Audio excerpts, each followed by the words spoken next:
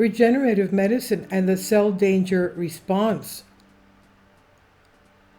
Innovative approaches for healing damaged tissues and spike protein injuries.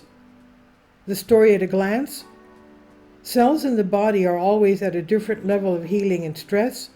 When too many cells in the area get trapped in their repair cycle and are unable to complete it, function of that area declines and can create a variety of disabling impairments.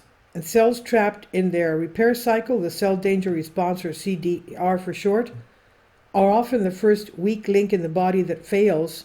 For example, during the aging process, systemic inflammation responses places significant stress on cells trapped in the CDR. As a result, much of what has been seen with the spike protein injuries from the vaccine or long COVID mirrors what has been seen in other complex disorders like Lyme disease.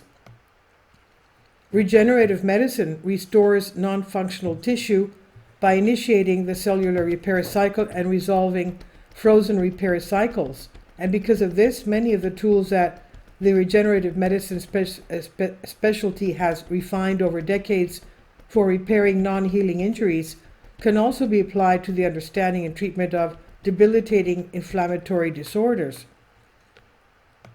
And the writer says, in the first part of the series, I introduced the concept of the cell danger response, CDR, an ancient defense mechanism cell enters in response to environmental stressors. The CDR is orchestrated by the mitochondria, which switch from a metabolic type that produces energy that sustains the cell to a metabolic state focused on defending the cell, thereby making the cell much more resistant to otherwise lethal injuries. Once the CDR is activated, the cell enters a partially dormant state, as many cellular functions depend upon the regular activity of the mitochondria, and signals other cells in the vicinity to also enter the CDR.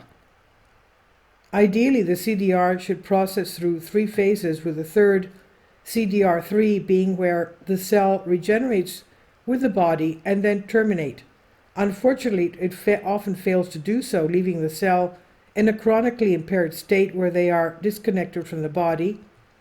Although the protective role of the CDR has a vital role in sustaining life, in the modern age, people frequently are exposed to a volume of stressors that significantly exceed what the CDR originally evolved to handle. And this results in a chronically activated CDR, which in turn gives rise to a wide range of chronic and complex illnesses. The medical field, particularly those practicing integrative medicine, has become more and more open to the idea mitochondrial dysfunction is the root cause of many illnesses. The CDR provides important context to that paradigm.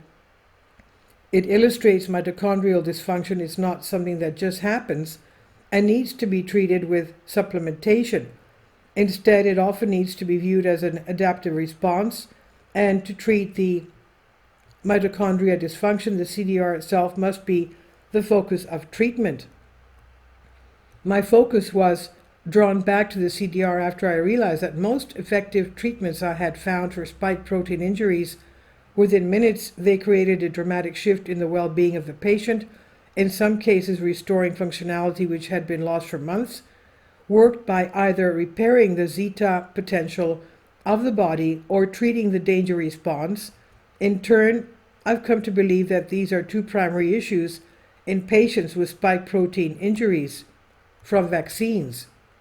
Unfortunately, while the CDR provides an excellent framework for understanding complex illnesses, the available tools for treating the CDR are still quite limited and require comprehensive understanding of the CDR to use correctly. Fortunately, another field, regenerative medicine, regularly works with dormant cells and has found a variety of ways to reactivate them, surgery and regenerative medicine. Often we run into the problems that a part of the body does not work right to the point it significantly impacts someone's quality of life, and the only available option is to address the issue in a surgical procedure.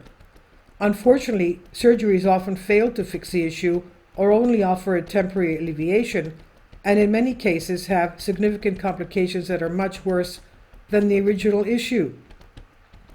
In turn, I regularly meet people who state they wish they had never had a surgery they received. I thus am always looking for ways to undo the side effects of surgeries.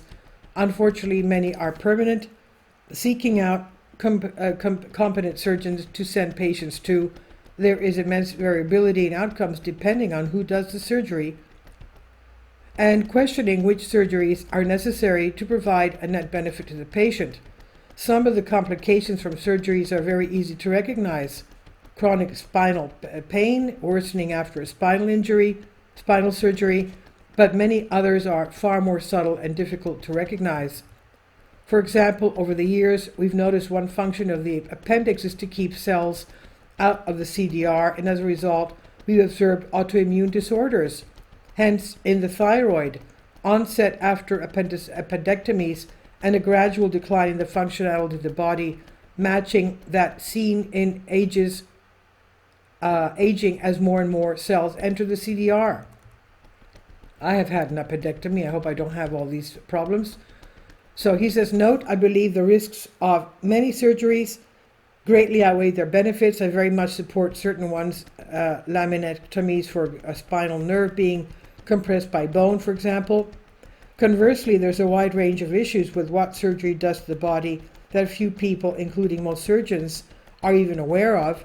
For this reason, I'm relatively conservative in recommending surgeries.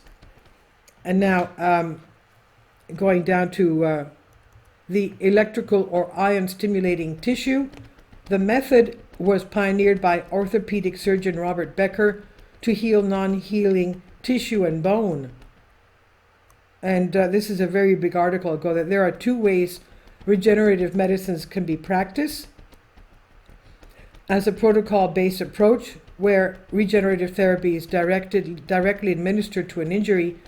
The existing evidence states it can help PRP excel there. As a system that tries to understand where cellular dysfunction is preventing health from merging so the body's momentum can be shifted back towards wellness and health. I appreciate the first approach because it's allowed many to avoid surgeries, and because its compatibility with the conventional medical paradigm has created an interest in developing and commercializing more and more regenerative therapies. However, the second approach is where I often see miracles occur. For example, restoring a failing organ that otherwise requires a transplant, or creating a life-changing restoration functionality. I'm thus biased towards the second approach. Integrative regenerative medicine. When the second approach is practiced, it requires determining why a failing tissue has not regenerated on its own, something that typically happens in the background without our knowledge due to the immense self-healing capacity of the body. And this in turn requires assessing if the issue in the cells having turned off, for example, they are no longer dividing, or a lack of viable tissue that requires external replacement. Additionally, regardless of which is the case, achieving a consistent result with regenerative therapy also requires providing nutritional support for necessary for the tissue, identifying the current time which area of the body will create the most significant benefit from receiving regenerative therapy, using a good quality regenerative medicine product, physiological weak points. A common observation when treating patients with spike protein injuries is that pre-existing areas of weakness in the body, a site of recurring inflammation or old injury like a surgery, tending to be disproportionately affected by vaccines. He says, after I started investigating this more, I discovered rheumatologists and neurologists I knew were observing something similar, in addition to the vaccine causing autoimmune disorders. This is a very long article. It's very huge. But I'll leave a link below for you if you'd like to read it. It's very medical. This is from Nexus Newsfeed, and it's on Out of Minds too. Please leave your comments. Thank you for your support. Please support my Patreon account. The daily posts are 5 videos daily, and they are totally different from what I have on my YouTube channel. Thank you so much for your support and that you find all my content so interesting. You'll find the Patreon account details in the description box below.